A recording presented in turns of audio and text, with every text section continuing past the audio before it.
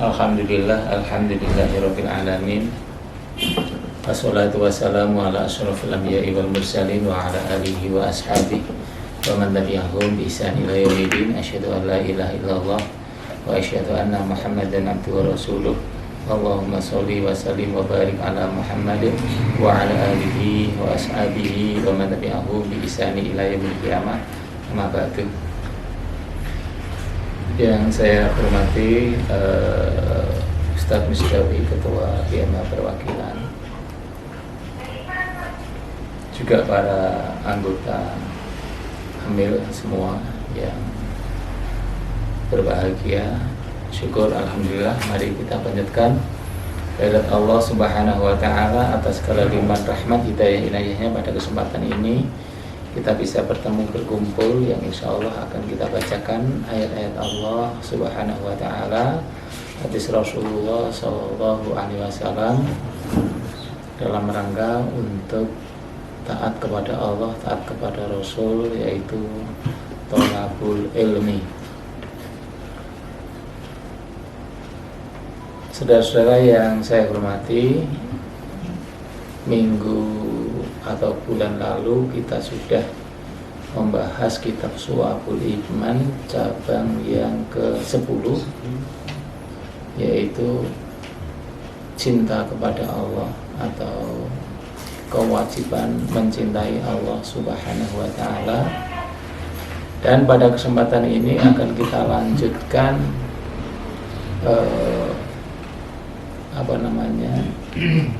bab atau cabang keimanan yang ke-11, yaitu khauf ilallah, takut kepada Allah Subhanahu wa taala. Takut kepada Allah itu adalah tanda keimanan seseorang.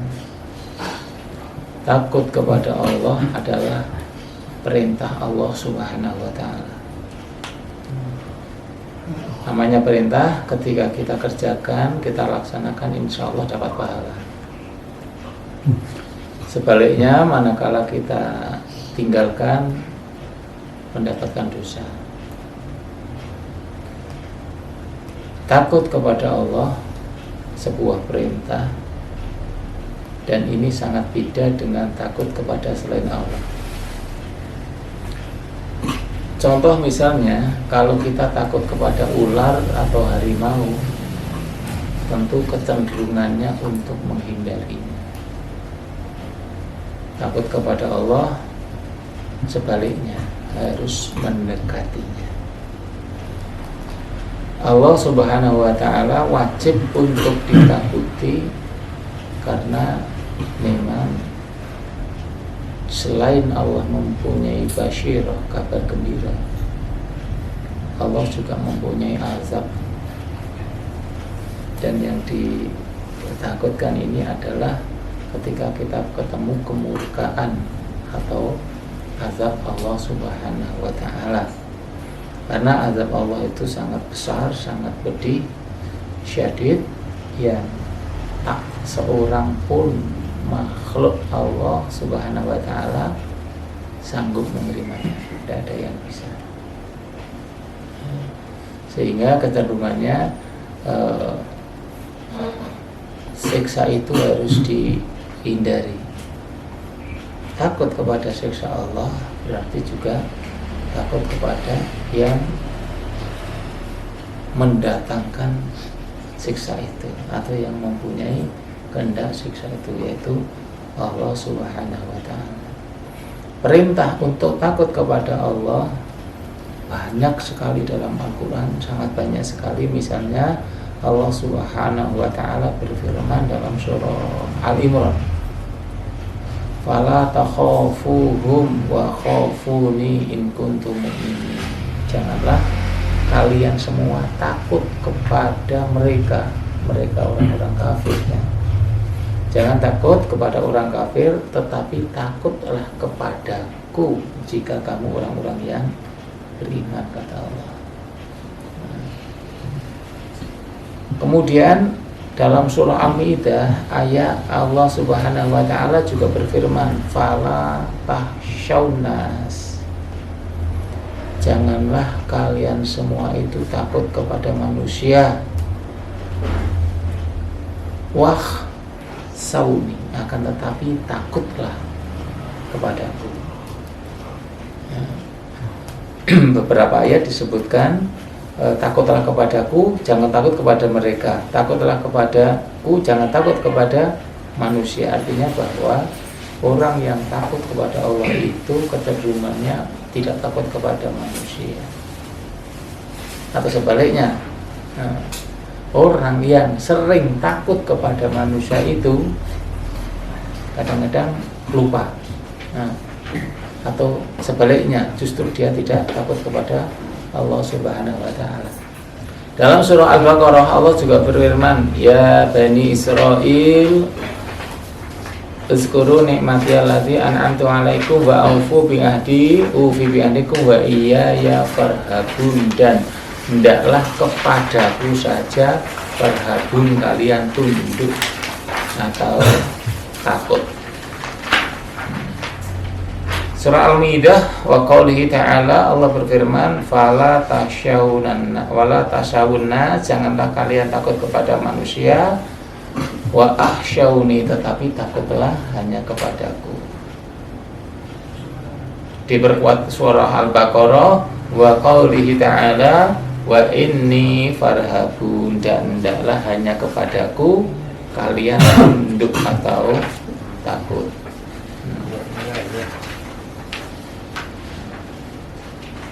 Halaman yang ke-8 sekarang ya.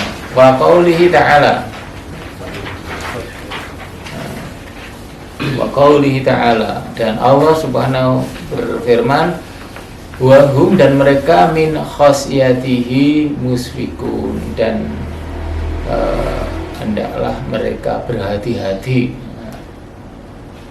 dan hanya takut kepadanya saja, maksudnya kepada Allah Subhanahu wa ta'ala. Al-Anbiya. Wa qaulihi ta'ala, dan Allah Subhanahu wa ta'ala berfirman, wa yad'unana wa yad'unana raghaban wa rahaban wa kanu lana khashi'in. Wa yad'unana, dan hendaklah kalian berdoa kepadaku raghaban wa rahaban. Itu bahasanya harap-harap cemas.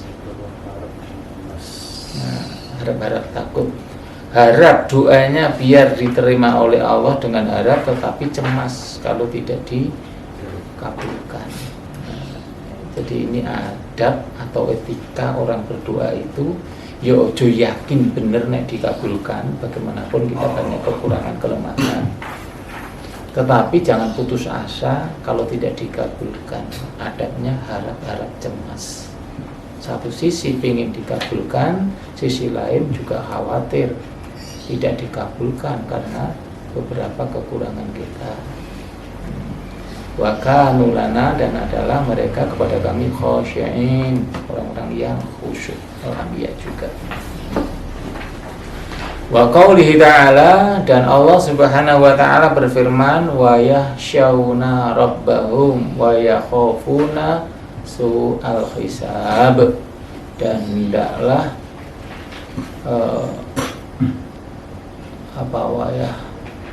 mereka takut rabbahum, kepada Tuhan mereka. Hendaklah mereka khawatir, takut kepada Tuhan mereka, wa yakhafuna su'al hisab, dan takut kepada pula kepada sejelek-jeleknya hisab, perhitungan. Wa qaulihi ta'ala, Allah juga berfirman, waliman khafa maqama rabbih jannatan, waliman, dan bagi orang yang khafa maqama rabbih, yang takut kepada kedudukan Allah Subhanahu wa ta'ala, jannatan, maka Allah akan memberi 2 surga. 2 surga ini maksudnya surga di dunia dan surga di akhirat. Para salaf, para ulama mengatakan dikatakan jannatan, dua surga. Surga di dunia itu adalah orang yang diberi kebahagiaan, orang yang diberi rasa senang untuk menjalankan ketaatan kepada Allah. Jadi menjalankan ketaatan Allah itu senang, orang susah. Itu surga dunia. Nggak susah, nggak berat, gampang. Mau ketaatan itu gampang aja gitu loh. Gampang dan senang.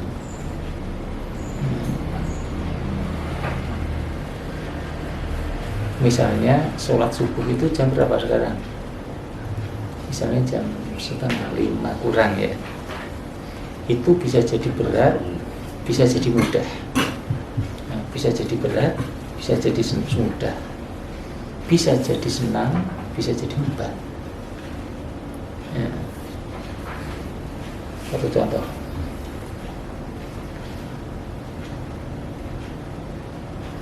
Thalabul ilmi, mencari ilmu ya, ilmu syar'i. Itu juga bisa jadi senang, ngangeni, juga jadi beban, susah dan lain sebagainya. Menghafal Al-Quran, menghafal tidak harus hafal. Itu juga bisa jadi senang, juga jadi susah, bisa jadi enteng, bisa jadi berat. Nah, orang yang selalu diberi kesenangan, kemudahan dalam menjalankan ketaatan kepada Allah itu sama saja dia mendapatkan surga di dunia. Surga di dunia. Dan orang yang mendapatkan surga di dunia itu pasti mendapatkan surga akhirat. Artinya orang yang diberi kemudahan untuk menjalankan ketaatan itu akan mudah untuk mendapatkan surga akhirat. Bahkan dipastikan. Nah, orang yang susah mendapatkan surga dunia itu ya itu akan melalui proses tahapan untuk mendapatkan surga akhirat. Di antara tafsir surah Ar-Rahman itu demikian. Nah, para salaf mengatakan demikian itu.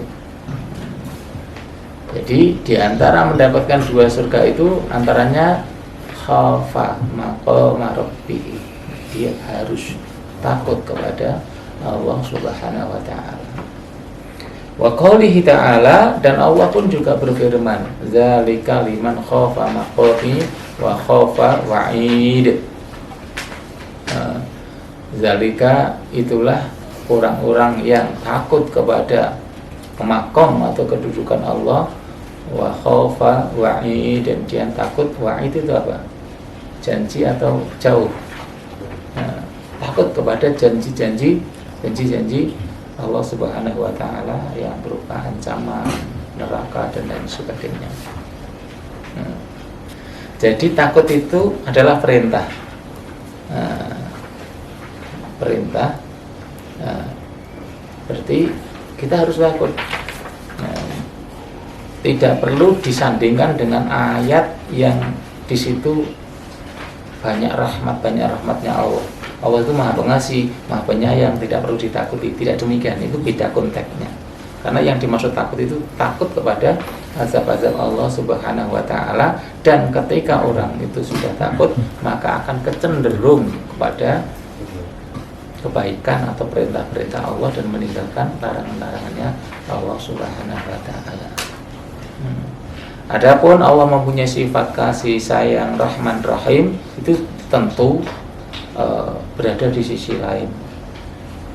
Misalnya betapapun banyak dosa seseorang itu, kita ketika datang kepada Allah untuk tobat dan sebagainya, Allah maha pengasih, maha penyayang, maha penerima tobat.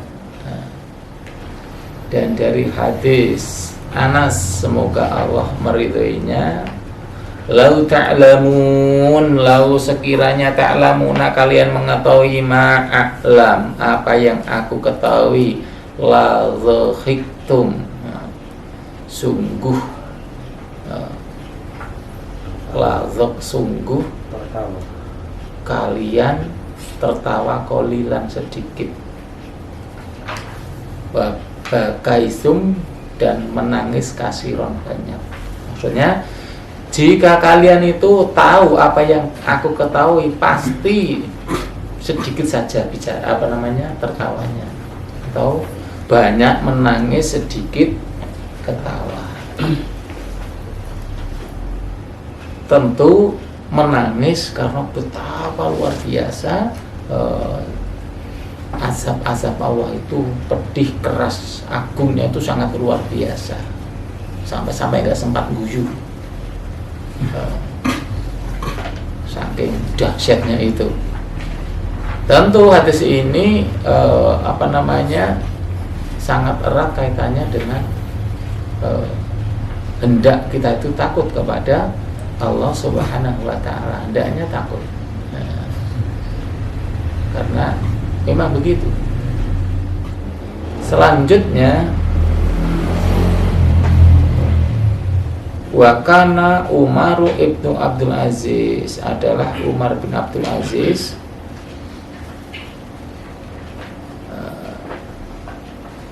la yuhifu fuhu min hazal bait.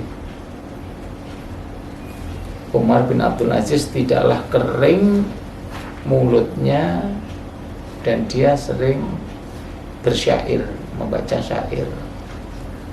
Wala khaira fi aishi imrin lam yakul lahu minallah fi daril qarari nasibun. Perkataan Umar bin Abdul Aziz ini.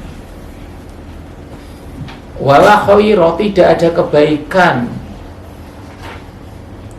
fi aishi, di dalam kehidupan seseorang, lam yakul lahu minallah, jika tidak ada rasa takut kepada Allah, fi daril qarar nasibun, sehingga tidak ada bagian atau balasan dari Allah di kehidupan akhirat nanti.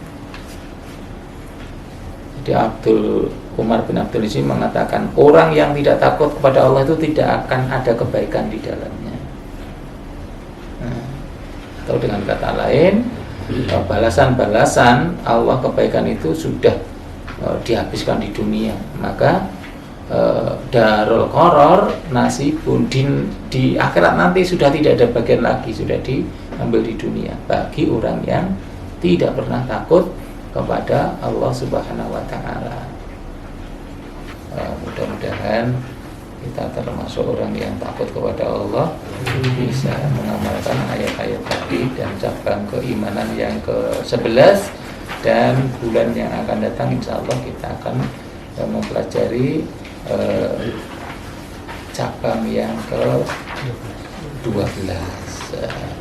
Yang ke-12, asani asyaratun syu'abul iman, al-imanu biwujir roja minallah. Roja itu berharap kepada Allah Subhanahu wa Ta'ala. Kurang lebihnya mohon dimaafkan. Hadanallah wa iyyakum ajmain. Kalau ada yang disampaikan monggo, kalau tidak ada saya tutup. Hadanallah wa iyyakum ajmain. Assalamualaikum warahmatullahi wabarakatuh.